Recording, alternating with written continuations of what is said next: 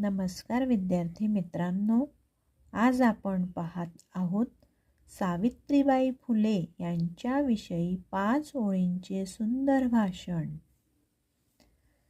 सर्वांना नमस्कार. आज 3 जानेवारी ज्ञानज्योती सावित्रीबाई फुले यांचा जन्मदिवस आहे. त्यांचा जन्म 3 जानेवारी 1831 रोजी सातारा जिल्ह्यातील नायगाव येथे झाला.